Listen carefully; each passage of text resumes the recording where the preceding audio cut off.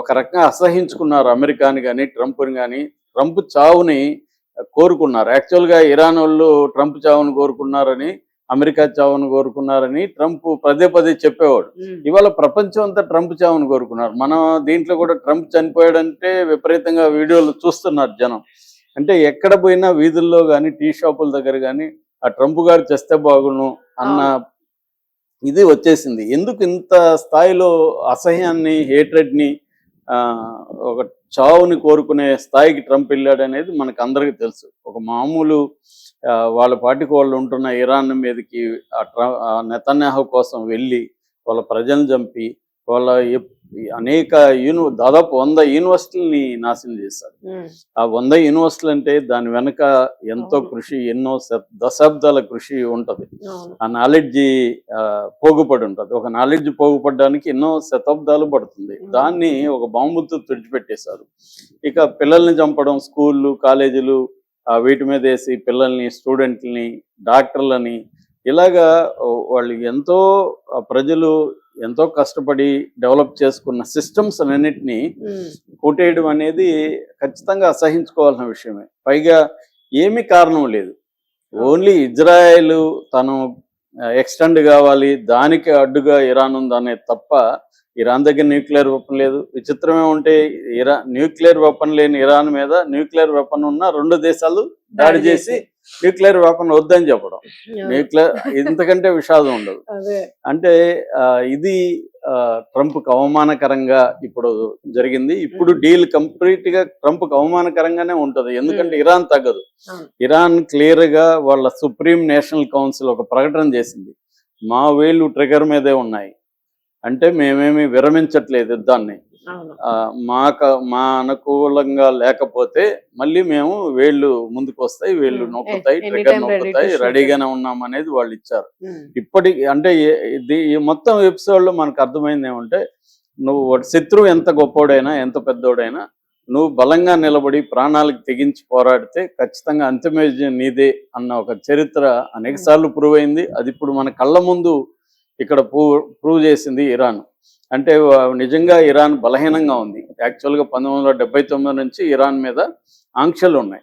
అందువల్ల వాళ్ళకి ఏ దేశంతో వ్యాపారం చేసే పరిస్థితి లేదు. ఎకనామీ ఒకసారి మనం ఊహించుకోండి, మన దేశానికి అలాగా ఉంటే మన దేశం ఏమైపోతుంది, ఎకనామిక్గా కుప్పగొల్లిపోతుంది. ఒక 4 రోజులు ఆయిల్ రాకపోతేనే, గ్యాస్ రాకపోతే మన ఎకనామీ ఇదైపోయింది. అట్లాంటిది మొత్తం ప్రపంచవ్యాప్తంగా ట్రేడ్, వ్యాపారాలు, వాణిజ్యం అన్ని రకాలు స్పందించి పోతే అయినా కూడా 47 ఏళ్ళుగా దేశం నిలబడింది, డెవలప్ అయింది. ఈ స్థాయిలో వాళ్ళు మిసైల్స్ని, డ్రోన్స్ని డెవలప్ చేసుకుని ఒక అమెరికా, ఒక ఇజ్రాయెల్ 2 అతిపెద్ద ఫోర్సెస్ అటాక్ చేస్తున్నా కూడా 40 రోజుల పాటు ధీటుగా నిలబడి అసిమెట్రిక్ వార్ఫేర్ చేసి ఇప్పటికీ సక్సెస్ అయ్యారు. వాళ్ళ టర్మ్స్లోనే యుద్ధం ఆగింది తప్ప ట్రంప్ చెప్పిన టర్మ్స్లో యుద్ధం ఆలేదు. అంటే ఎవడో బెదిరిస్తే బెదిరే పరిస్థితి ఇరాన్ది లేదనేది తేలిపోయింది.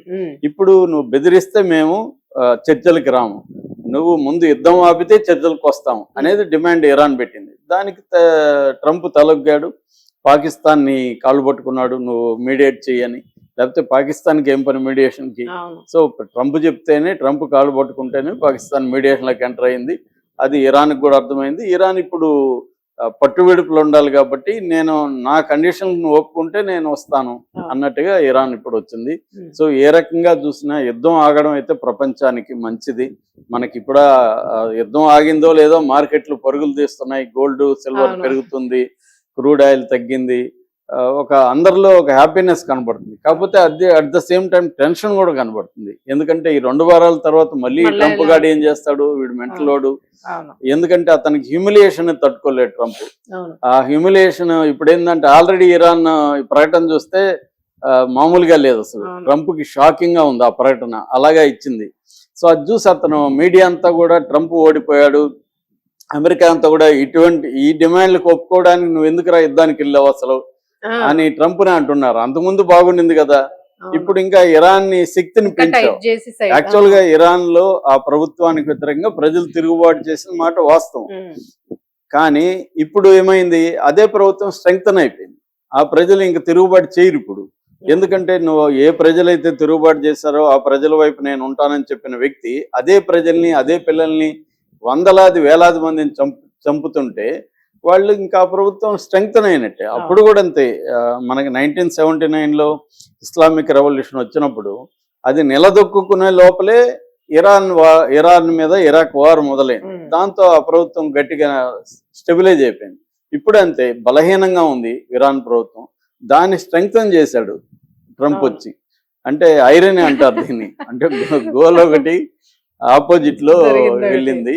సో ఒక రకంగా ట్రంప్ ఇరాన్కి మేలే చేశాడు, ఇరాన్ ప్రభుత్వానికి మేలు చేశాడు. ఇరాన్ మరింత స్ట్రెంగ్తన్ అయింది. మొత్తం మిడిల్ ఈస్ట్ లో ఇప్పుడు మిడిల్ ఈస్ట్ లోనే కాదు ప్రపంచంలోనే ఇరాన్ లాగా ఉండాలరా, ఇరాన్ ను చూసి నేర్చుకోండి అన్న స్థాయిలో వ్యక్తిగతంగా కావచ్చు, ప్రభుత్వాల పరంగా కావచ్చు, ఒక ఆదర్శం లాగా అయిపోయింది ఇరాన్. లేకపోతే ఇరాన్ ఇంత ఇదిగా ఎవరికి తెలిసేది కాదు. సో ఒక రకంగా ట్రంప్ అతను మెంటల్ లాగాడా ఇంకోటి పక్కన పెడితే ఇరాన్కి మాత్రం ట్రంప్ వల్ల ఫైనల్ గా మేలు జరిగింది. ఎందుకంటే అంతకు ముందు అంత ఆయిల్ అమ్ముకునే మనం ఫర్ ఎగ్జాంపుల్ 7 ఏళ్ళుగా ఆయిల్ కొనట్లే. ఇప్పుడు మొన్న ఒక షిప్ వచ్చింది మనకి, ఆయిల్ గ్యాస్ అక్కడి నుంచి కొంటున్నాం మనం ఇరాన్ నుంచి. ఇరాన్ బీభత్సంగా డబ్బులు సంపాదిస్తుంది ఇప్పుడు.